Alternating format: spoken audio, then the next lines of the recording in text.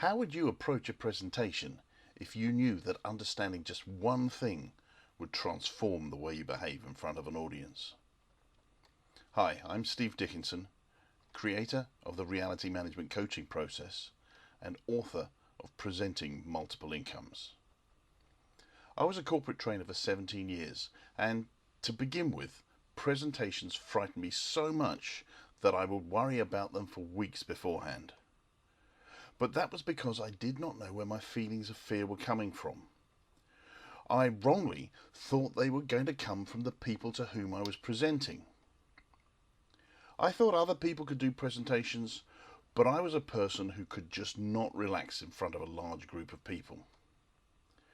I was eventually able to do presentations without worrying too much, but I was still not able to relax in front of an audience, let alone create a meaningful connection. That changed when I had a new understanding of how life works. The three principles from which our experiences are created. The three principles of mind, thought, and consciousness. I'm going to show you a model based on the principles of neuro-linguistic programming that describes how a person thinks and feels during a presentation. My objective is for you to have a new understanding that will impact you every time you stand up in front of large groups of people. Now we'll start with talking about the mind. And I'm talking about the source of energy that lies within each of us, that no one can definitively describe, but that we all experience. And the mind and body are one system. Nothing can happen in one without it affecting the other. Now we can notice what's going on in our environment via the sensory modes of sight, sound, feelings, smells, and tastes. So our visual sense, our audio sense, our kinesthetic sense, our olfactory sense, and our gustorial sense. Like the light bouncing off all those faces in the audience, coming through the lens at the front of your eye and causing a reaction at the back of your eyes. With these bioelectrical signals from our eyes and from our other senses, we create a representation of reality in our mind. And then we match the images, sounds and feelings that we experience in front of an audience with remembered images, sounds and feelings from the past. Each memory comes with an appropriate body chemistry, like adrenaline, for instance, that comes with the memory of a bad experience in front of a group of people. For me, I remember a time when I was being ridiculed by my teacher in front of a class when I was just 6 years old. Now, although this memory does not register at a conscious level, it brings with it a feeling of panic and helplessness, the emotion of fear. So the feelings of butterflies in my stomach or my stomach turning over as I felt a surge of adrenaline at the thought of doing a presentation. The feedback from my body as my breathing and heart rate increased while my blood flow altered, I describe in hindsight as feeling frightened. So with the stimulus, memories and emotions, we then respond with some kind of behavioral strategy. Like feeling incredibly frightened as my body prepared to run or fight because my freeze, flight or fight system had been triggered. Now this is a natural function of our neurophysiology that prepares us for physical danger, not for a presentation. Now, I suppose evolutionary speaking, if all eyes were on one person, then they were probably the runt to be bullied or the chief to be challenged, but those things are unlikely to happen during a presentation. Anyway, along with this physical reaction, my cognitive function was also reduced. I wouldn't be able to think so clearly. Because in a dangerous situation, you don't need to think, you just need to react. Thinking would just slow you down. And I continue with that strategy of pumping adrenaline around my body and not being able to think properly until the stimulus changed. I mean, I did get better once I understood that you never look as nervous as you feel, and by having a clear structure, a sound subject knowledge, and having effectively rehearsed a presentation, I could minimize my nervous feelings because I was familiar with the presentation. I was familiar with saying it, but not familiar delivering it in front of people.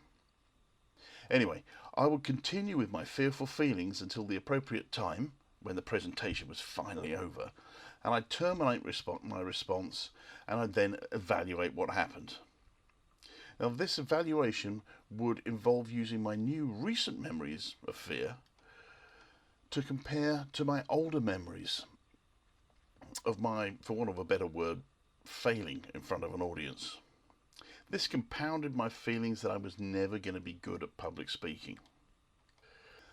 This whole process existed in my mind, and it's made entirely of thought. It can't exist anywhere else, and everything I've described has been to do with thought. Now, when I'm talking about thought, I'm referring to all the processes going on inside the mind. The sights we think about, the sounds, feelings, tastes and smells. Conscious and unconscious thoughts. And the unconscious processes, like maintaining our blood sugar levels, our body temperature, and adjusting our hormone levels, which of course we don't become immediately aware of, because this part of the process is done at an unconscious level. This is how the mind protects us from perceived danger.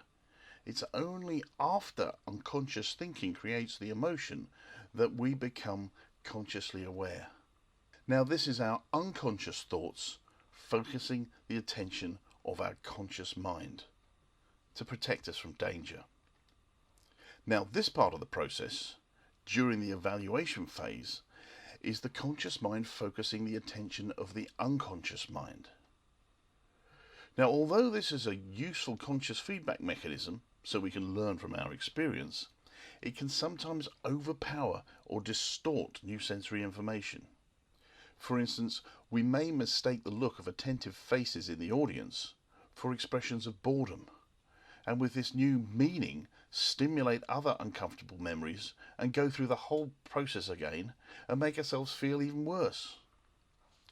All of this entire diagram, describes how we experience reality. Our conscious reality is created within our mind and is made entirely of thought.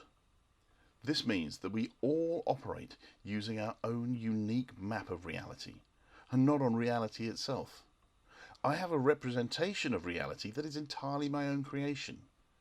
I unconsciously built it from my filtered experience of life.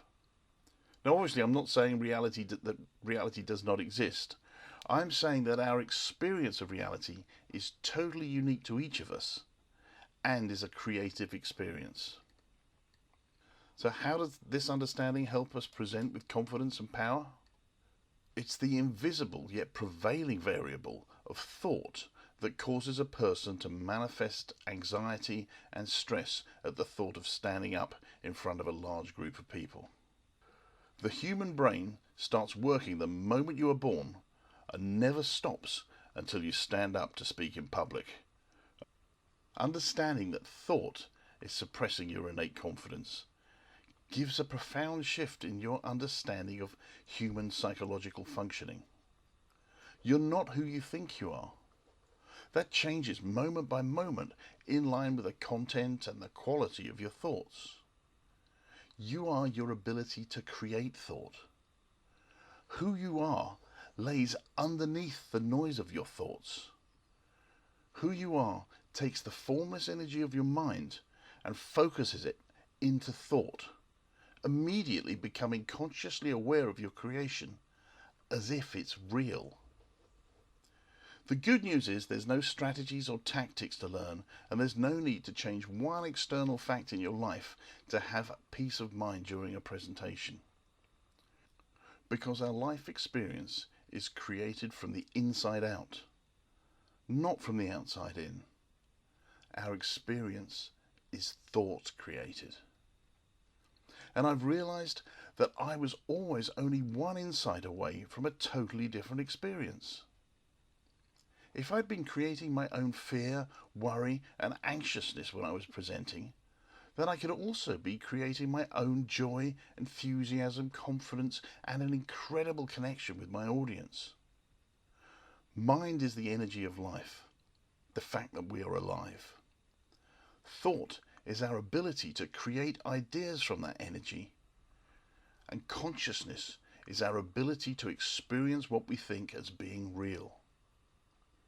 We're born thinking. We think our way through life. We see life through our thoughts as we go. And the quality of our thinking determines the quality of our presentations. A stressed or negative feeling or state of mind produces a low mood, increased tension, and a poor presentation.